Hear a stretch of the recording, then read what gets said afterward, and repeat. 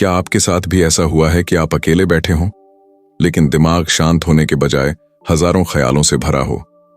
कभी अतीत की कोई बात बार बार सताती है, कभी भविष्य की चिंता रातों की नींद चुरा लेती है, और कभी कभी तो हम इतने उलझ जाते हैं कि समझ ही नहीं आता आखिर मैं सोच रहा हूं या सोच मुझे चला रही है।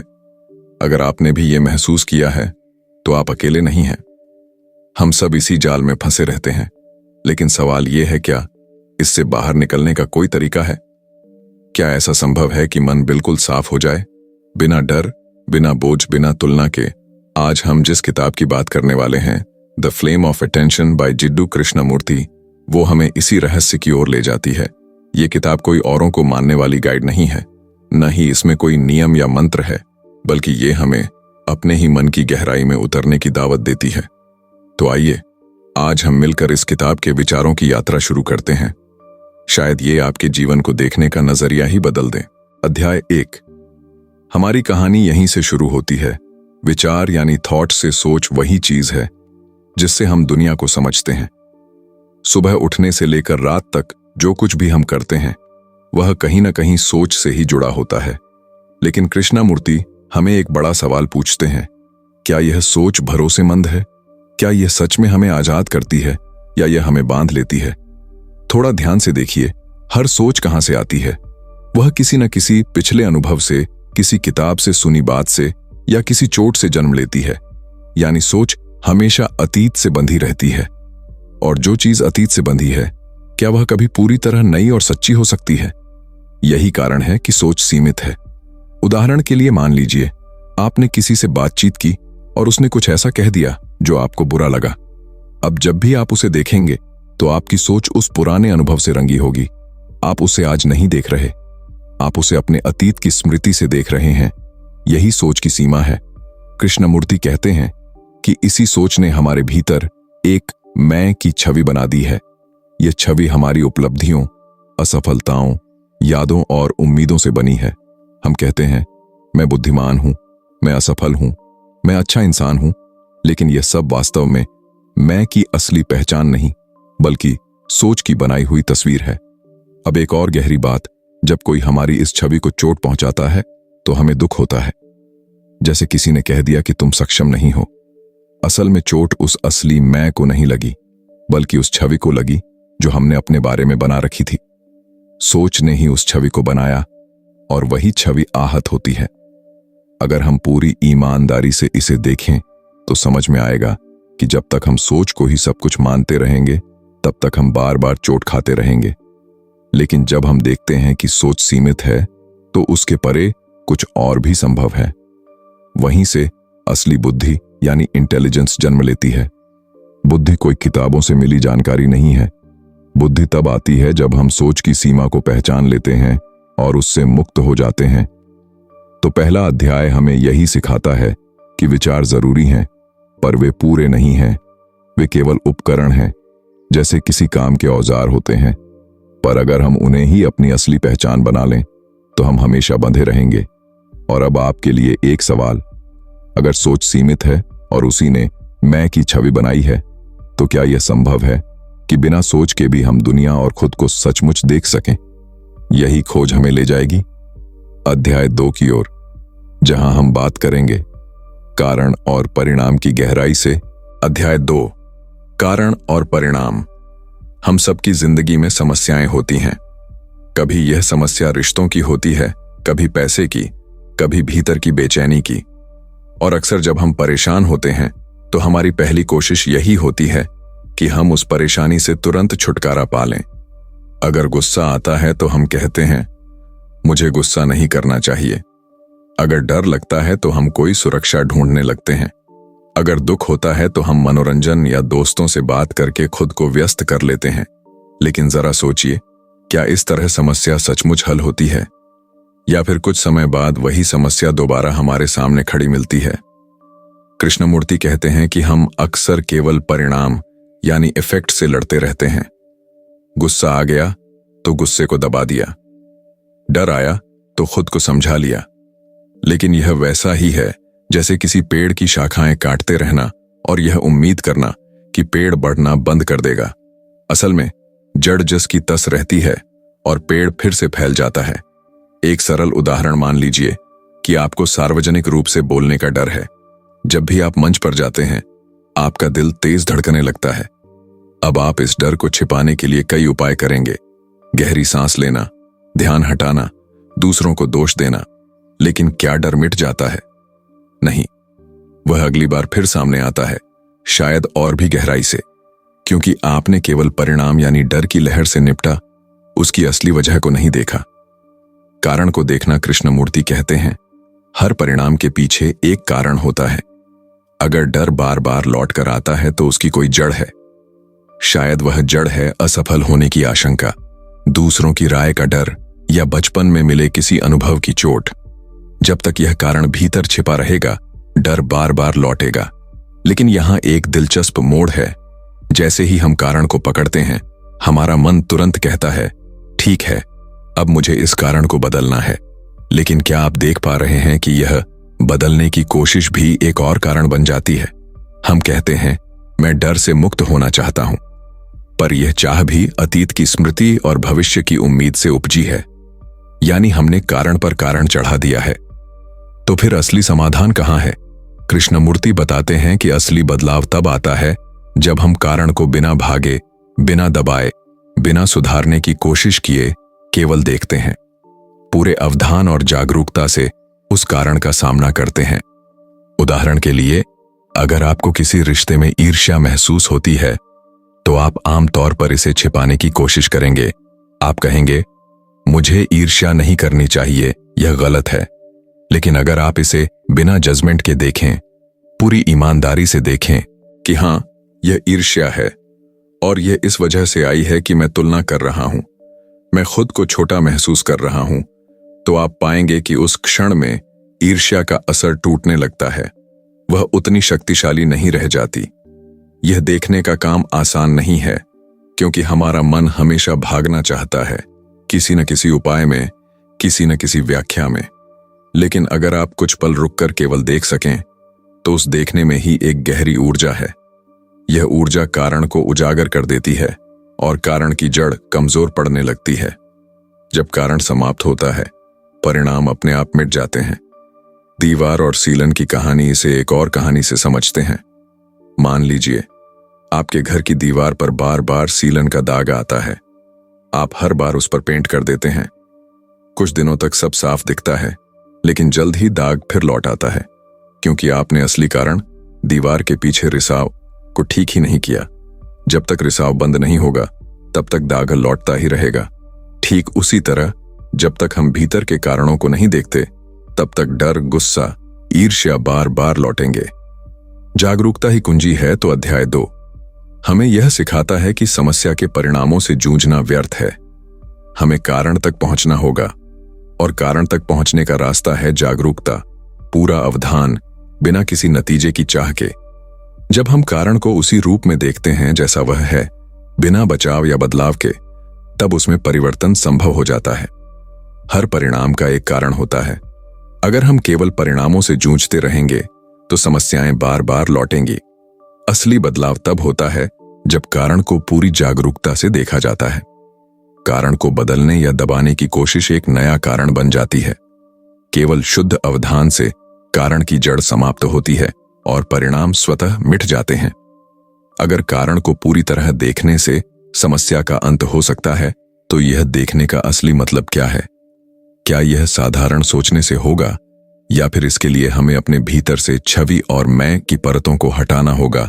यही हमें ले जाएगा अध्याय 3 की ओर, जहां कृष्णमूर्ति बात करते हैं छवि यानी इमेज और स्वयं यानी सेल्फ की गहराई से। अध्याय 3 छवि और स्वयं। अब तक हमने देखा कि विचार सीमित हैं और हर परिणाम के पीछे एक कारण होता है। अब कृष्णमूर्ति हमें एक और गहरी बात समझाते हैं। वह है हमारी छवि और स्वयं की कहानी। सोचिए, हमारे मन में अपने बारे में कितनी सारी तस्वीरें हैं। कभी हम कहते हैं मैं सफल हूं, कभी कहते हैं मैं असफल हूं। कोई हमें कह दे कि हम बहुत अच्छे इंसान हैं, तो हमें खुशी होती है।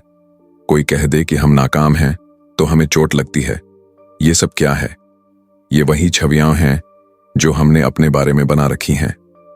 कृष्णमूर्ति बताते हैं कि इंसान लगातार अपने और दूसरों के बारे में छवियां बनाता रहता है, जैसे ये मेरा दोस्त भरोसेमंद है, ये आदमी धोखेबाज है, ये व्यक्ति मुझे पसंद करता है, ये मुझे नापसंद करता है। इन छवियों से ही हमारे रिश्ते चलते हैं। लेकिन क्या हम किसी को सच में देख पाते हैं या फिर सिर्फ अपनी बनाई हुई छवि को ही देखते हैं?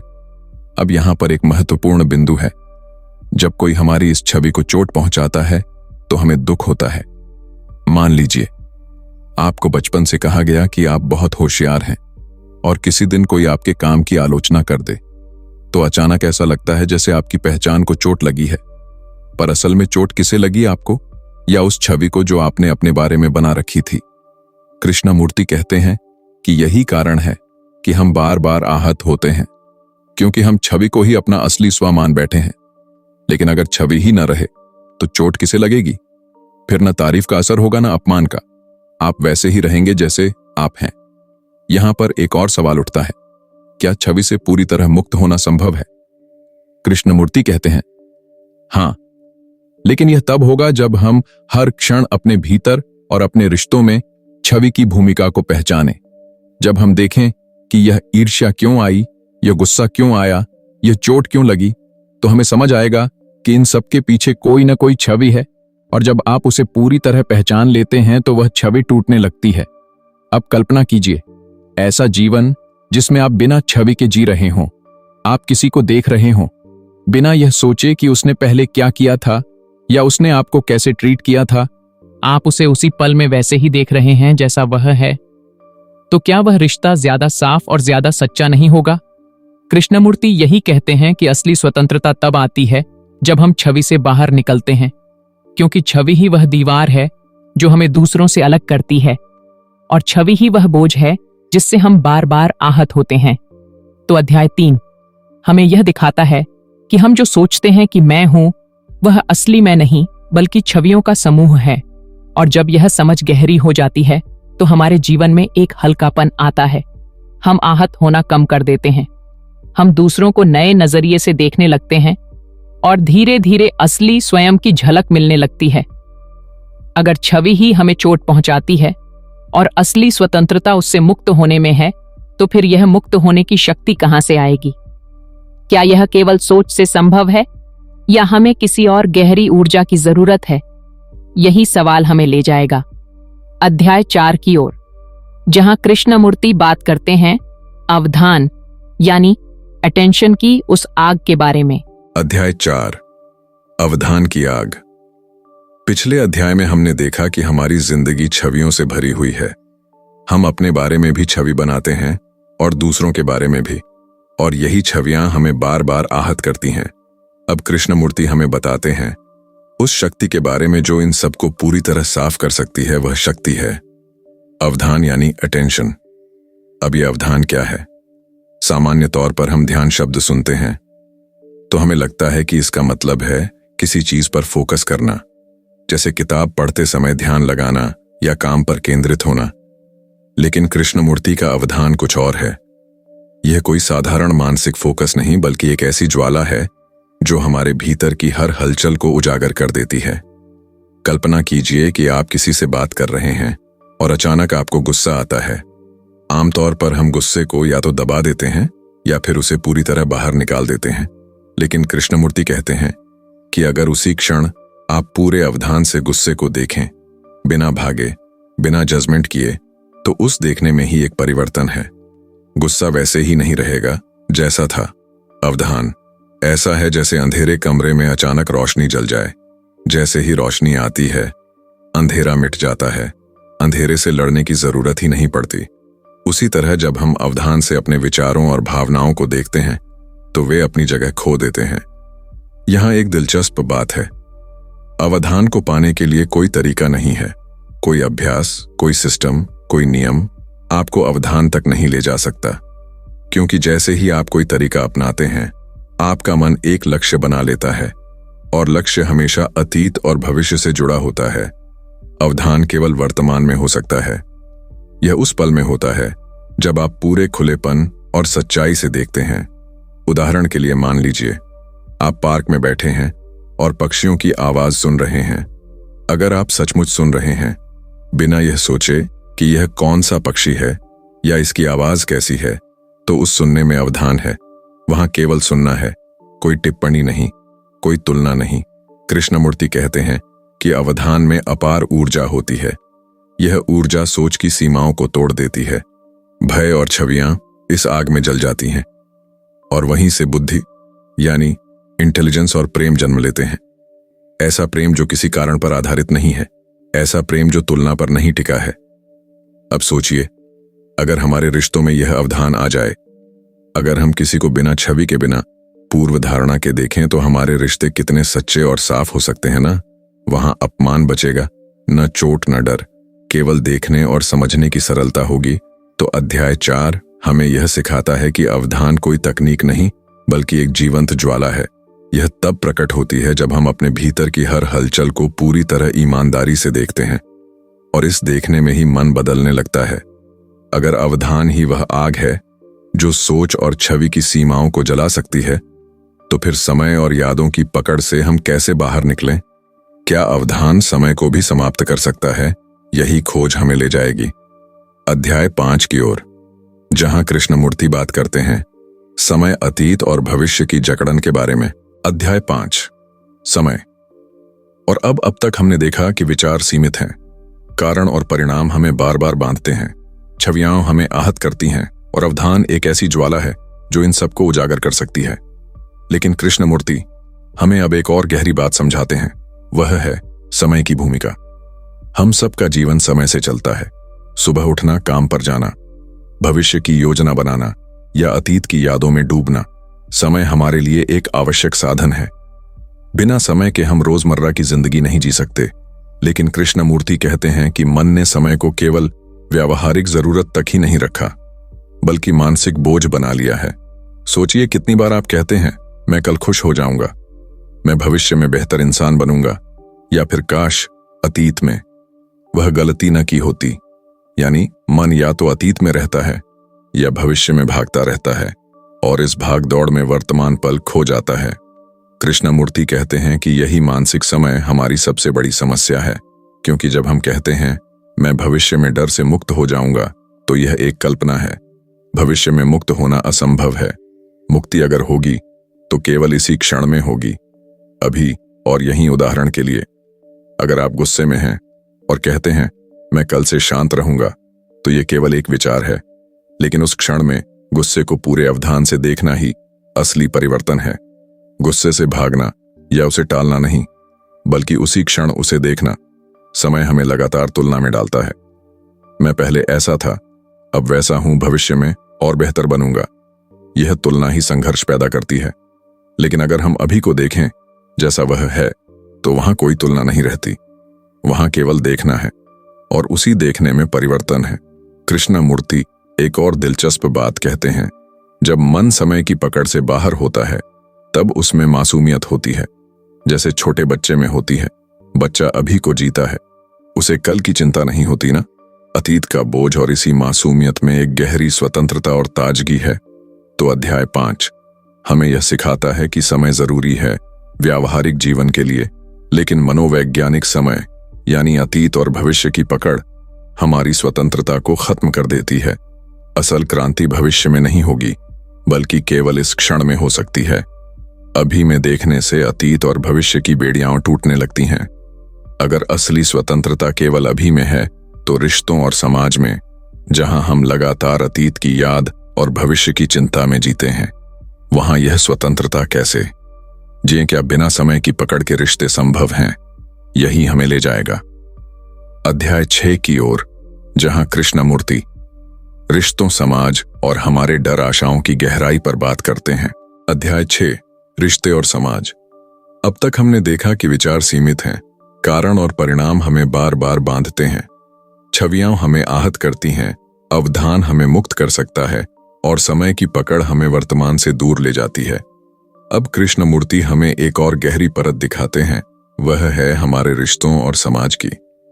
सोचिए, हमारे जीवन का कितना बड़ा हिस्सा रिश्तों में बीतता है। माता पिता, दोस्त, जीवन साथी, सहकर्मी, पड़ोसी, हर कोई हमारे जीवन को आकार देता है। लेकिन क्या हम सचमुच एक दूसरे से मिलते हैं? या हम केवल अपनी और दूसरों की बनाई हुई छवियों से टकराते रहते हैं? कृष्णमूर्ति कहते हैं कि ज्यादातर रिश्ते छवि पर टिके होते हैं, जैसे हम किसी को यादों, अनुभवों या उम्मीदों से देखते हैं। आप किसी दोस्त से मिले और आपके मन में पहले से ही छवि है कि यह इंसान भरोसेमंद है या यह हमेशा देर से आता है, तो आप उसे उस क्षण नहीं देख रहे, बल्कि अपनी पुरानी धारणा से देख रहे हैं।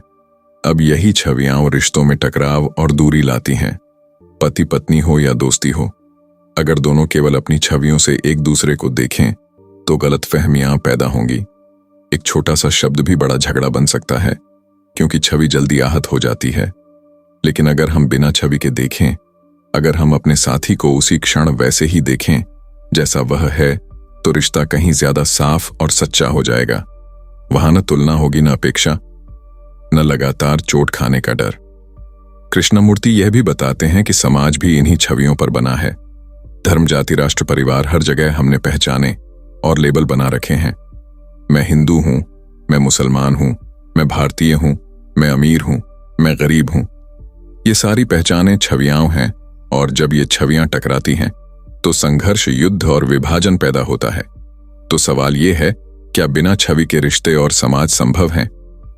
कृष्णमूर्ति कहते हैं, हां, अगर व्यक्ति अपने भीतर छवि को पहचान ले और उसे देखे तो बदलाव यहीं से शुरू होता है। समाज व्यक्ति से ही बनता है। अगर व्यक्ति स्वतंत्र होगा तो समाज भी धीरे धीरे बदल सकता है। यहां एक और बिंदु आता है। रिश्तों में अक्सर डर और आशाएं छिपी रहती हैं। डर यह कि कहीं दूसरा मुझे छोड़ न दे, आशा यह कि दूसरा हमेशा मुझे खुश रखेगा। लेकिन ये डर और आशाएं भी छवियों से पैदा होते हैं, और जब हम उन्हें अवधान से देखते हैं तो उनका असर घटने लगता है। तो अध्याय 6 हमें यह सिखाता है कि अगर हम सच में गहरे रिश्ते और स्वस्थ समाज चाहते हैं तो हमें छवियों और लेबल से मुक्त होना होगा। हमें दूसरों को नए सिरे से हर बार देखना होगा, जैसे पहली बार मिल रहे हों, और यही देखने से संबंधों में सच्चा प्रेम और सरलता आती है। अगर रिश्तों और समाज की जड़ ही छवियां हैं और उनसे मुक्ति संभव है, तो क्या इस मुक्ति के साथ हमारे भीतर एक नई ऊर्जा जन्म ले सकती है?